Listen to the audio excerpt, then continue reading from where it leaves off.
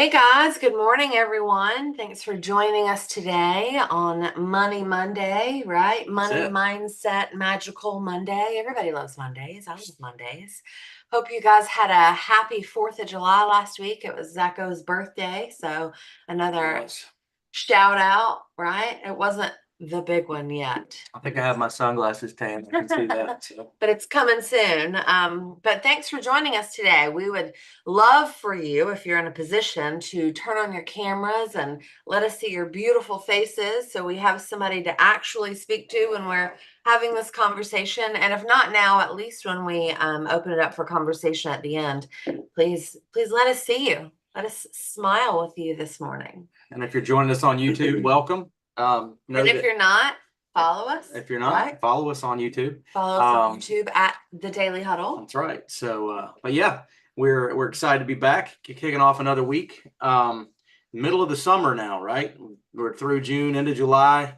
A lot of things going on, a lot of traveling happening, right? So there's a lot of, I know when kids are out of school, traveling happens. We saw a little bit of that while we were down in Florida this weekend, this past week, a little bit, and made us think a little bit about how do people plan for these vacations. So our question of the day today is, how can I enjoy vacations without compromising my retirement savings? And that's tough a lot of times. We have a tendency to outkick our coverage, if you will, sometimes when we go on vacation. So, did you introduce yourself? My name is Zach, and yes, and I'm Kimberly. And we're your hosts on Mondays for the Daily Huddle, at least most Mondays. And again, like I said, it's good to see you. Those of you that we can see, and it's always great to be seen. For those of you that can see us and we can't see you, good to be here another day. So, but yeah, we were talking about vacationing, and as you guys know, or if you don't know, our business, our world that we've been in for a little over 20 years now is the business of helping individuals and families reach their financial goals. And so when you're trying to reach financial goals and attain that success, whatever that elusive number is or whatever that is, it's very important to kind of know what road bumps you might hit along the way.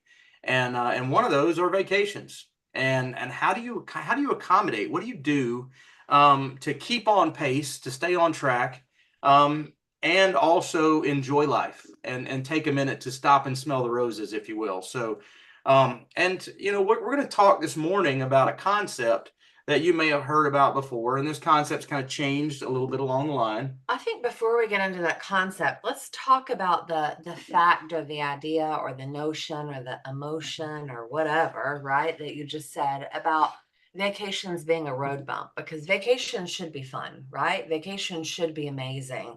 Vacation should be the time where we go and do nothing or do everything and really just enjoy life because we're happy-go-lucky, carefree, because a lot of us work so much in our regular world that having that week or 2 weeks off, sometimes you have to kind of retrain yourself on how to just be for a minute, right? And I think a lot of times the road bump, is that what you call it? Yeah, speed bump, road Speed bump. Yeah. road bump, obstacle, or a negative emotion that comes with vacation is financial, right? It's not just the planning that goes into it and making sure that you get there and everybody's happy and you've got this little bubble of perfectness that sometimes isn't perfect, right?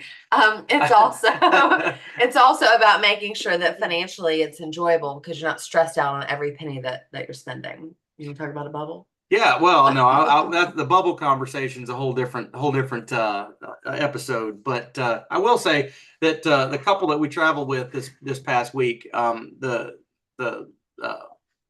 wife and the couple made a statement. She said, I heard a quote years ago. I used to get so angry and so frustrated on Sundays because I knew Monday was right around the corner. And she said she heard a quote that kind of changed her perspective. It said, "Don't waste a perfectly good Sunday worrying about a Monday that's not here yet." And we have to.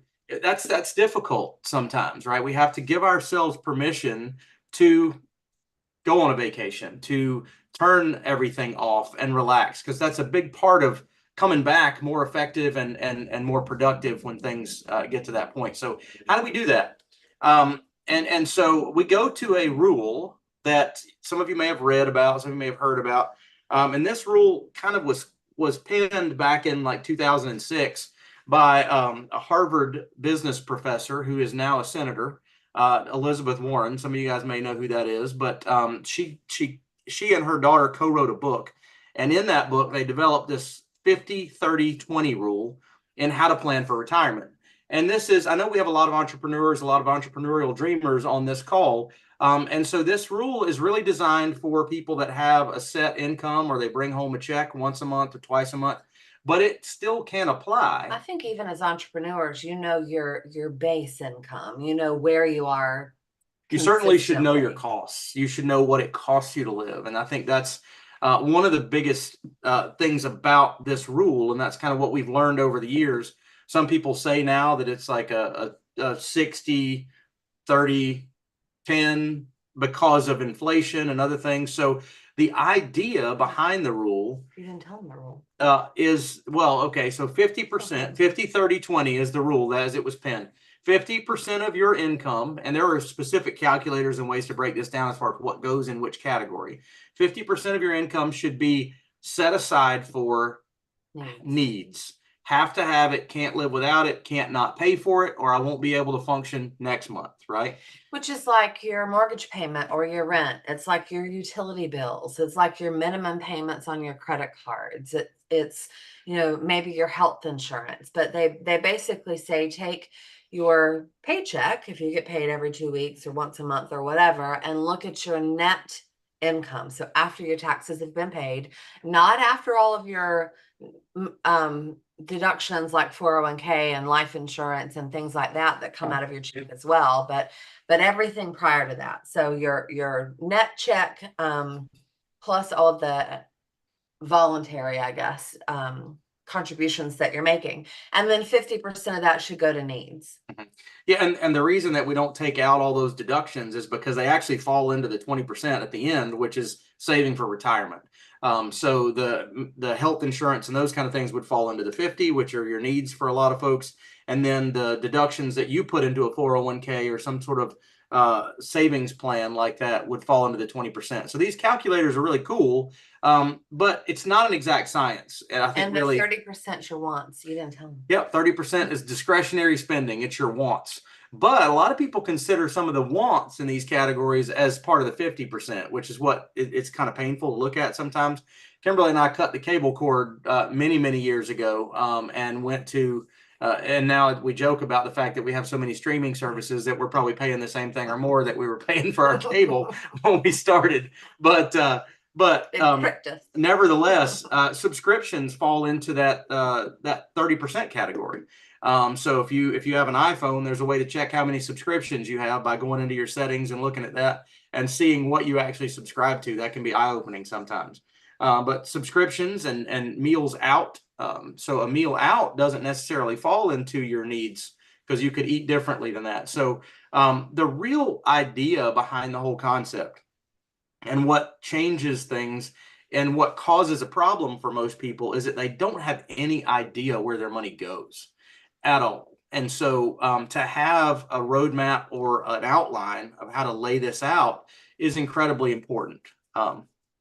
So from the needs perspective, like Kimberly said, it breaks down into specific categories and how to back that out. And then wants also specific categories. And then the 20% at the end, they actually lump it into in the needs category in the 50% is the minimum payment obligations on all of the credit reporting liabilities, if you will. So your minimum payments on your credit cards are in that needs category. And then the 20% at the end would be any overpayments that you make to those type things. Yeah, it's your emergency fund savings, it's your retirement savings, it's your overpayment on your credit cards to get out of debt, things like that. That is in the savings, the last 20% of savings. And that middle 30% are your wants. I think that's pretty generous when you think about it that way, right? I spend 50% of my money on things that I have to have that I absolutely cannot live without. I only spend 20% of my money on my future, and I have 30% of my money that I can spend however I want right now. And I think when you look at it that way and you define it that way, I think it's pretty interesting. There are a ton of budgeting apps out there, and there are calculators that help you figure out the 50, 30, 20 if you can't do it manually, and just kind of tell you what should be in each category. But there are plenty of budgeting apps out there that you could kind of look and say, all right, need, want, retirement, right? And you could allow that to kind of filter itself out for you and look at it and say, oh, here's where I need to make some adjustments.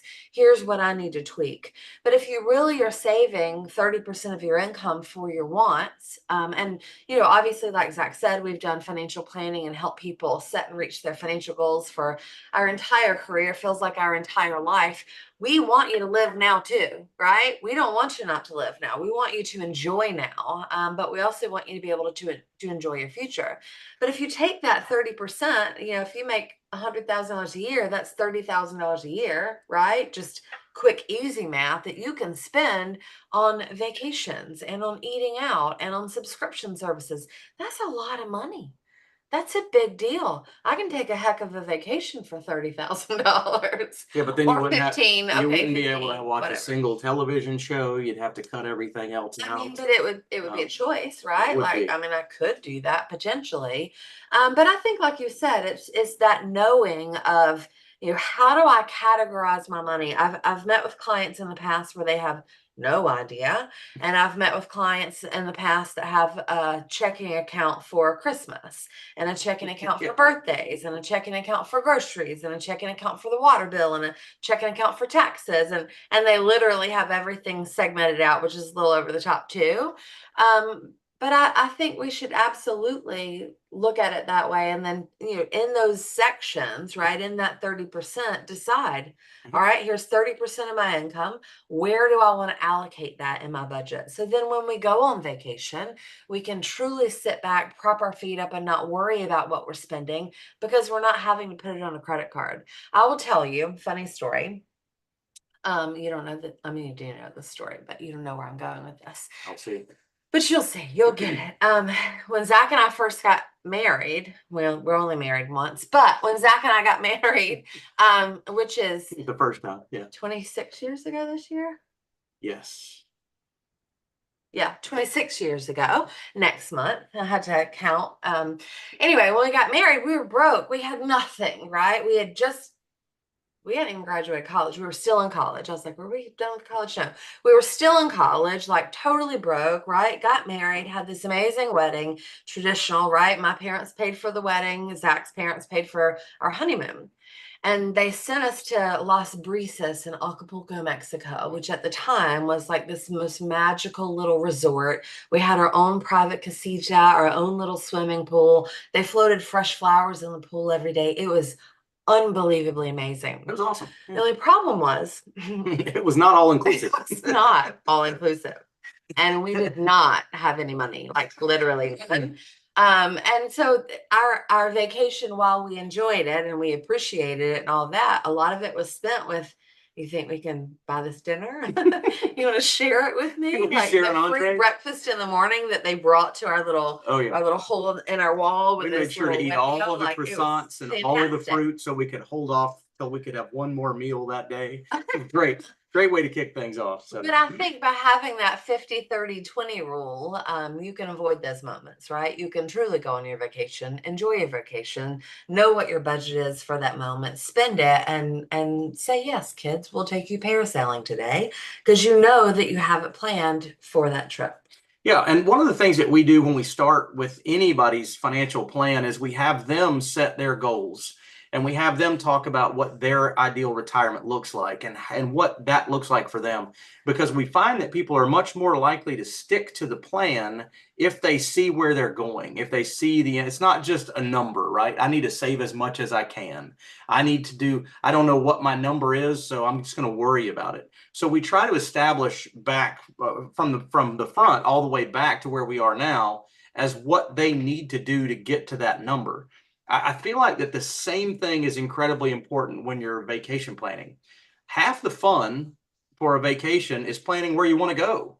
What do you want to do when you get there? Get online and do some research. Know what the costs are going to be when you get there. Have some things planned out in advance, and Have some you'll things not planned out. sure give yourself some time for flexibility. That's not what I'm saying. I'm saying no financial surprises, right? You don't want to end up at the most beautiful place in the world and not be able to buy food, right?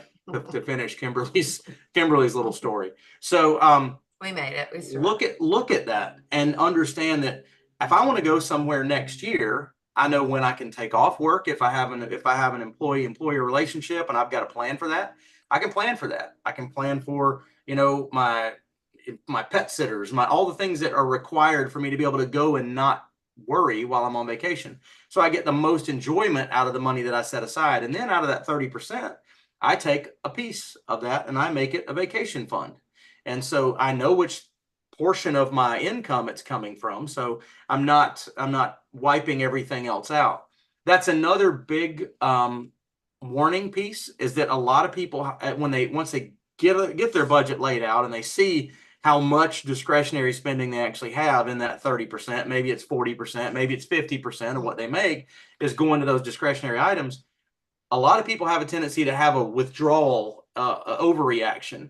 And that's the number one way to fail. If you take everything you enjoy and you cut it out of your financial life, you're going to fail in that plan because it's not going to be fun.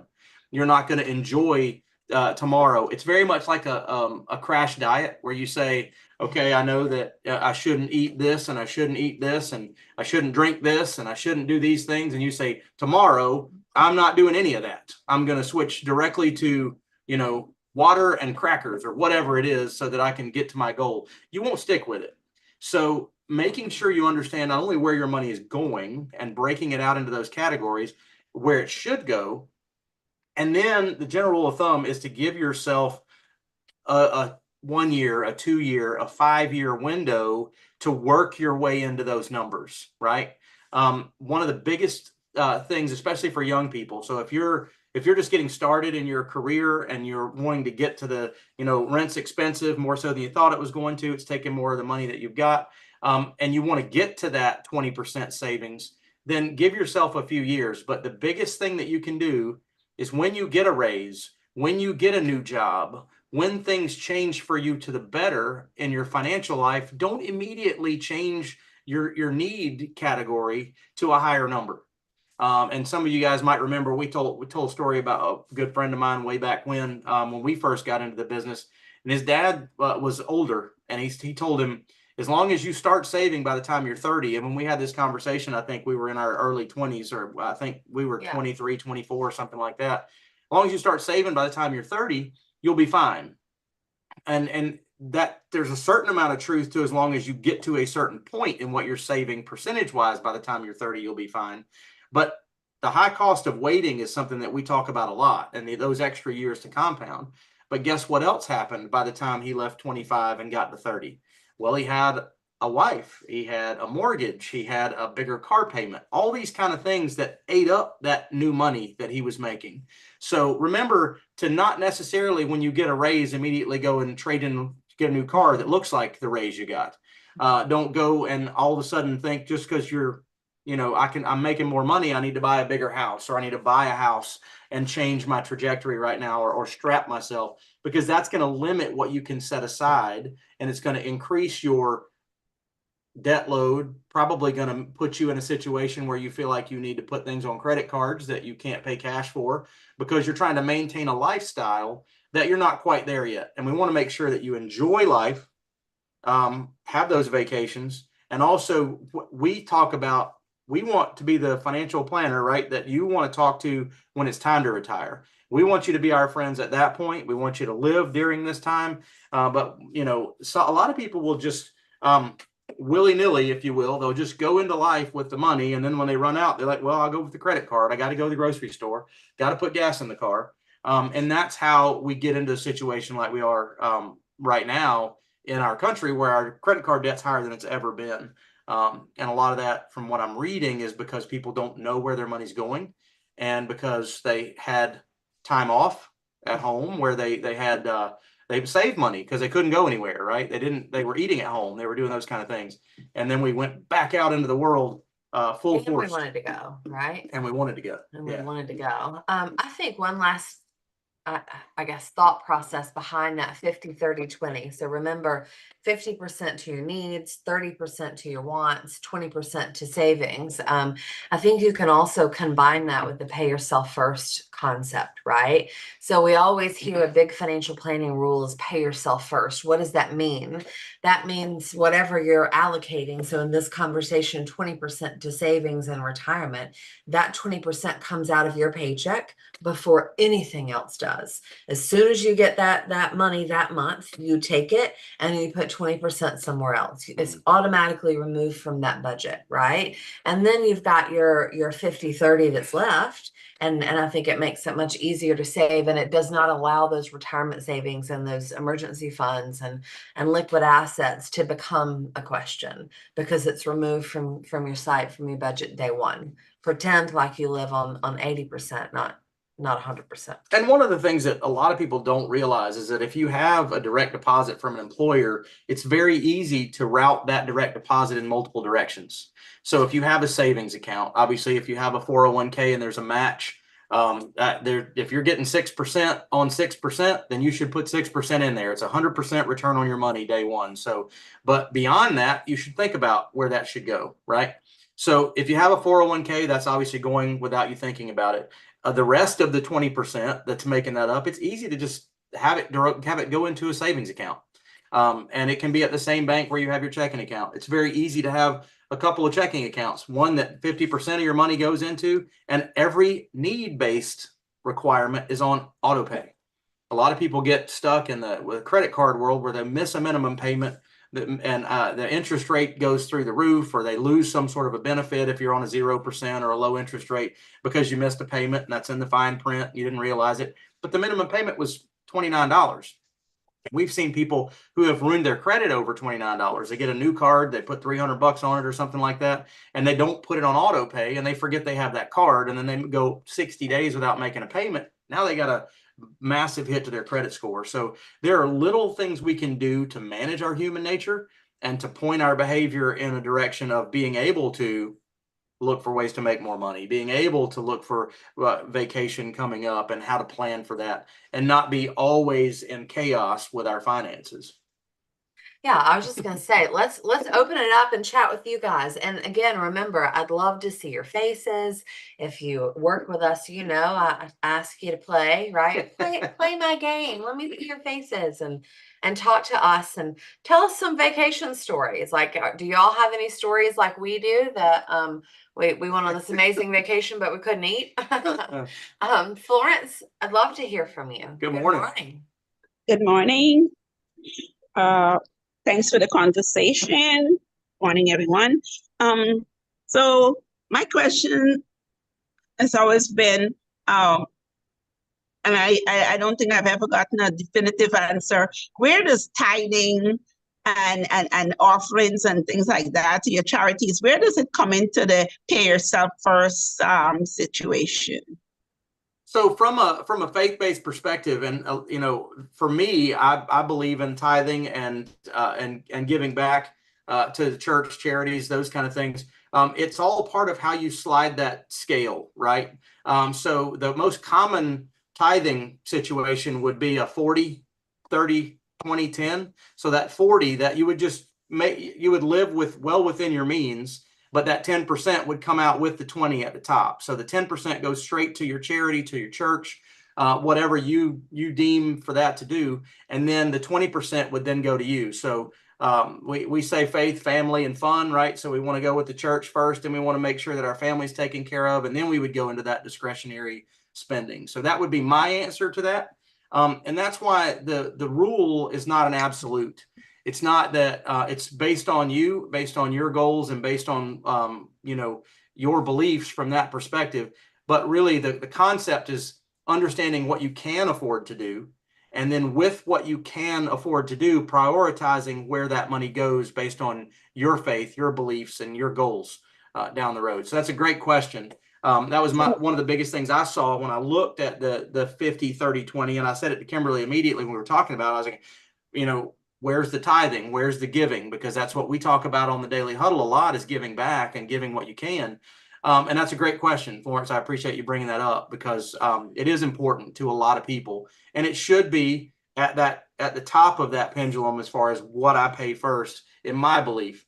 Give back, pay yourself, and then go into the other discretion. And I think in reality, it's going to come from that 30%, right? It's going to come from your wants. Maybe you have a little less that you spend in discretionary income, and you take that 10% and put it with the pay yourself first conversation, because that is also like you said, and like Zach said, one of your first priorities, right? So pay your charity, pay your church, pay yourself, pay your needs, right? That 50%, and then your wants. And you'll always have plenty. You know, if you give, you get, right? So it always works out.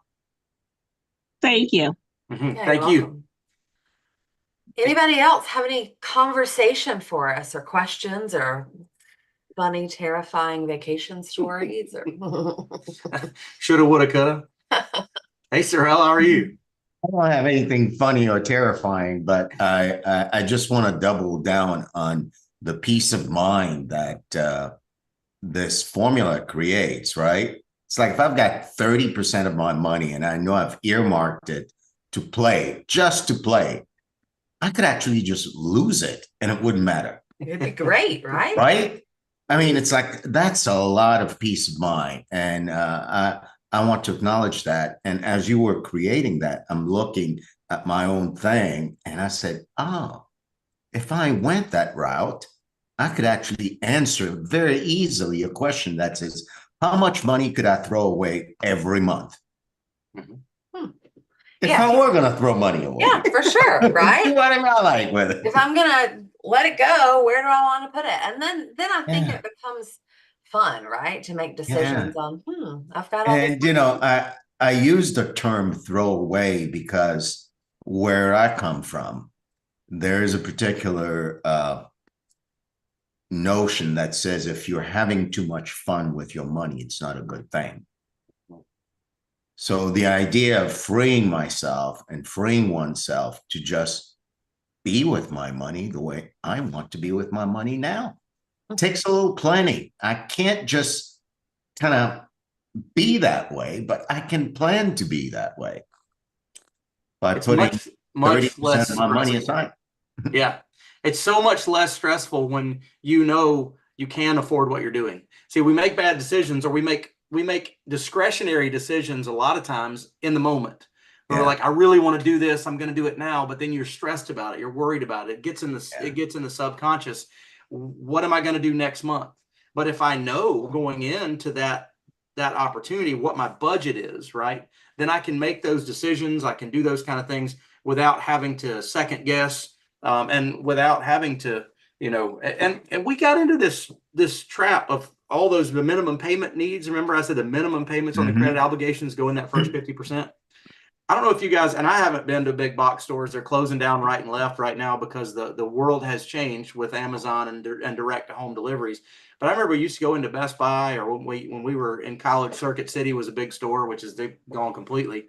But Radio Shack, man. We worked at Radio Shack, Sorrel. Yeah, we did. That got me a job there. He was a key holder. Like, Man, I was manager in training. Man, I had it all wrapped up at the Tandy Corporation. But yeah, so we had the things at Radio Shack where you'd walk in and there's a $5,000 computer, but the price tag says $55 a month.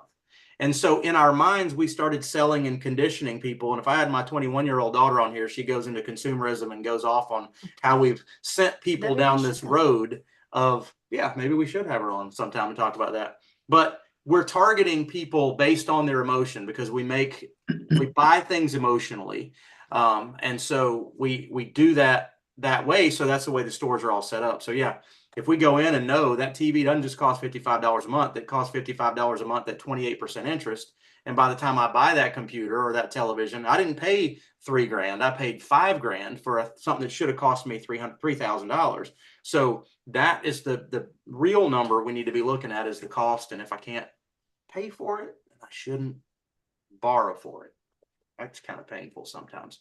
There are exceptions, in my opinion, houses, things like that. But anyway, any other conversation or comments before we wrap things up? I love vacations. Follow me to see some pretty epic places. We do enjoy to go. Yeah, I just want to say that recently I found out that it was illegal to teach. I don't know how true it is that it was illegal to teach financial education in schools. Um, I really think that's a big sin, and that this type of education should be given like to everyone. Because for me, traditionally, the rich taught their kids all of this type of education.